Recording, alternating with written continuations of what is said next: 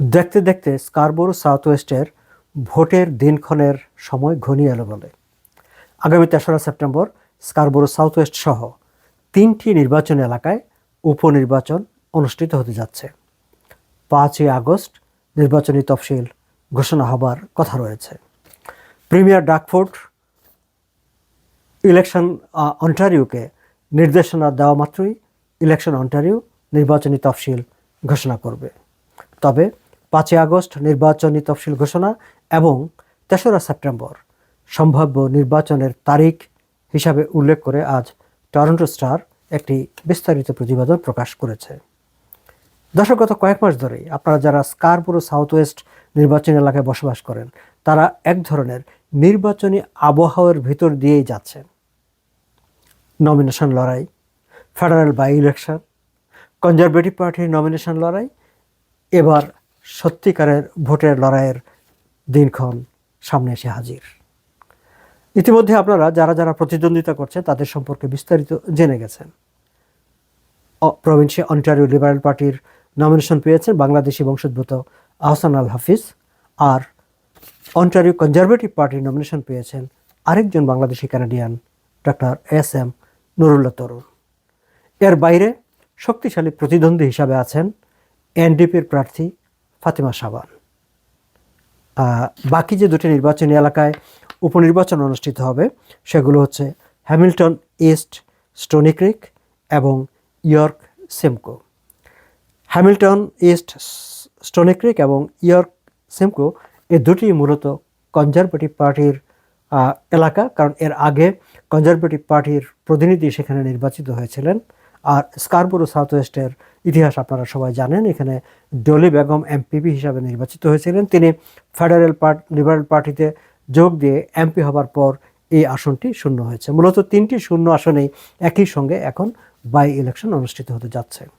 আমি বাকি দুটি আসন নিয়ে খুব বেশি আলোচনায় গেলাম না, কারণ সেখানে আসলে আমাদের বাংলা ভাষাভাষী বাংলাদেশিদের বসবাস আছে হয়তো, বাট গুরুত্বপূর্ণ নয়। কিন্তু স্কারবোরো সাউথ ওয়েস্টে যেহেতু প্রতিদ্বন্দ্বী প্রধান দুটি দলের প্রার্থী বাংলাদেশি কানাডিয়ান, ফলে এখানে বাংলাদেশি কানাডিয়ানদের আগ্রহ, কৌতূহল, সংশ্লিষ্টতা সব কিছুই বেশি। অন্যান্য সময় যেটি হয় যে একটা আবহ তোলার চেষ্টা করা হয় যে বাংলাদেশি প্রার্থীকে জিতিয়ে আনতে হবে। এবার অবশ্য সেই পরিবেশটি আর থাকছে না, সেই সুযোগটিও থাকছে না। যেহেতু কনজারভেটিভ পার্টি এবং অন্টারিও লিবারেল পার্টি দুইজন প্রার্থী বাংলাদেশি কানাডিয়ান, ফলে এখানে বাংলাদেশি কমিউনিটির ভোট ভাগাভাগি হয়ে যাবে বা হয়ে যাচ্ছে, সেটি হচ্ছে বাস্তবতা।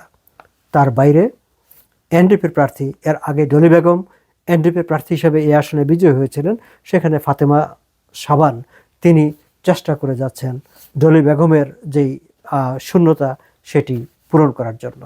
শেষ পর্যন্ত কি হবে সেটি বোঝা যাবে ৩রা সেপ্টেম্বর ভোটের দিনে। তবে একটা বিষয় আমি আপনাদের নজরে আনতে চাই দর্শক, আমি মেইন স্ট্রিম পত্রপত্রিকা যখন স্কারবোরো সাউথ ওয়েস্টের নির্বাচন নিয়ে যে কোনো ধরনের রিপোর্ট প্রকাশ করে, সেই রিপোর্টে তারা প্রার্থীদের পরিচয় দিতে গিয়ে কতগুলো বিশেষ শব্দবন্ধ, বিশেষ বিশেষণ ব্যবহার করে। আহসানুল হাফিজের নামের সঙ্গে একেবারে এটি তার অনেকটা উপাধির মতো। আমাদের টাইটেল থাকে না, ভুইয়া, মিয়া, চৌধুরী। আহসানুল হাফিজের নামের সঙ্গে একটা টাইটেল হয়ে গেছে 30টি পিজানোবার মালিক। যে কোনো পত্রিকায় মেইন স্ট্রিমের তার পরিচয় যখনই উপস্থাপন করা হয়, তার নাম লেখার সঙ্গে একই সঙ্গে উল্লেখ করা হয়, ভোটারদের জানিয়ে দেওয়া হয় আহসানুল হাফিজ হচ্ছে 30টি পিজানোবার মালিক। আবার আজকে আমি টরন্টো স্টারের রিপোর্টটি যখন পড়ছিলাম, সেখানে দেখলাম এস.এম.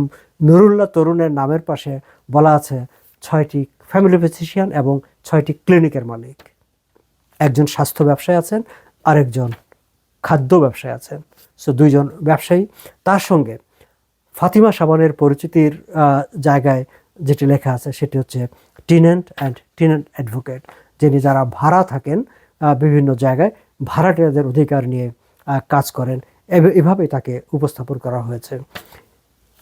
এই উপস্থাপনার পেছনে বা এই পরিচিতির পেছনে বিশেষ কোনো ইঙ্গিত আছে কিনা, বিশেষ কোনো তাৎপর্য বহন করে কিনা, সেটি অবশ্য অন্য আলোচনা, সেগুলো আপনারা ব্যাখ্যা বিশ্লেষণ করে দেখতে পারেন। যাই হোক, আরও একটি বিষয় আলোচনায় এসেছে আজকে টরন্টো স্টারেই রিপোর্টটিতে। আরও একটি বিষয় তারা উল্লেখ করেছে, সেটি হচ্ছে এনডিপি, যেহেতু ডলি বেগম এর আগে এনডিপির প্রার্থী হিসাবে এখানে নির্বাচিত হয়েছেন, এনডিপি মনে করে যে ডলি বেগম তিনি ফেডারেল লিবারেল পার্টিতে চলে গেছেন, তার উচিত হবে যে এই প্রভিন্সিয়াল নির্বাচনে তার কোনো রকম ভূমিকা না রাখা, কোনো ধরনের সম্পৃক্ত না হওয়া। এনডিপির নেতা মেরিট স্টাইলস তিনি মাসখানেক আগেই মানে ফেডারেল ইলেকশনের বাই ইলেকশনে ডলি বেগম এমপি নির্বাচিত হওয়ার পরপরই মেন স্ট্রিম মিডিয়াকে দেওয়া প্রতিক্রিয়ায় তিনি বলেছিলেন যে তিনি মনে করেন যে ডলি বেগম এমপি হিসাবে তার অনেক কাজ আছে, নানা দিকে তার মনোযোগ দেওয়ার ব্যাপার আছে, বাই ইলেকশনের দিকে তার না তাকালেও চলবে, এবং তিনি মনে করেন যে তার পুরনো আসনে এবং তার পুরনো পার্টি যেখানে প্রতিদ্বন্দ্বিতা করছে সেখানে তার না আসাটাই ভালো হবে। তিনি এক্সপেক্ট করেন যে ডলি বেগম নির্বাচনে এই প্রচারণায় কোনো ধরনের ভূমিকা রাখবেন না। তবে লিবারেল পার্টির ইন্টারিয়াম লিডার জন ফ্রেশার তিনি আবার বলছেন লিবারেল তো লিবারেলের জন্যই কাজ করবে, লিবারেল আরেক লিবারেলের পাশে দাঁড়াবে।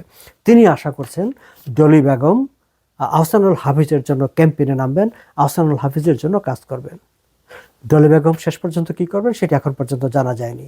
সেটি আমারও একটি কৌতূহলের বিষয়। দর্শক, আমার মনে হয় আপনাদেরও কৌতূহলের বিষয় যে ডলি বেগম শেষ পর্যন্ত প্রভিন্সিয়াল লিবারেল পার্টির জন্য এই প্রভিন্সিয়াল বা ইলেকশনে ক্যাম্পেইনে সরাসরি নামবেন, নাকি তিনি ফেডারেল পলিটিশিয়ান, ফেডারেল এমপি, সেই কারণে তিনি ফেডারেলের মতো করে চুপচাপ ফেডারেলের দায়িত্ব পালনে ব্যস্ত থাকবেন, সেটি অনেকেই কৌতূহল নিয়ে দেখার জন্য অপেক্ষায় থাকবেন। আর যেহেতু এখন ভোটের তারিখ ঘোষিত হয়ে গেল বলে ফলে দর্শক, এখন আপনারা যারা ভোটার আপনাদেরও হিসাব নিকাশ করা জরুরি হয়ে পড়েছে, চিন্তা ভাবনা করারও প্রয়োজন হয়ে পড়েছে। কার পেছনে দাঁড়াবেন, কাকে ভোট দেবেন? আমি আমার আগের ভিডিওতে বলেছি, আবারও বলি, আমার একটা পক্ষ আছে। আমার পক্ষ হচ্ছে যে প্রার্থী যোগ্য আমি তার পক্ষে।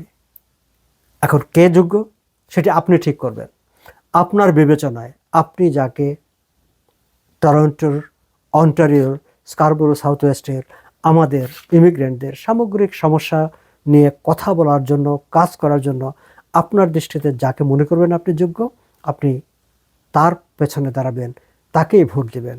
শুধু একটি কথা, বিবেকের কাছে পরিষ্কার থাকবেন যে আপনি যোগ্য প্রার্থীর পেছনে দাঁড়িয়েছেন।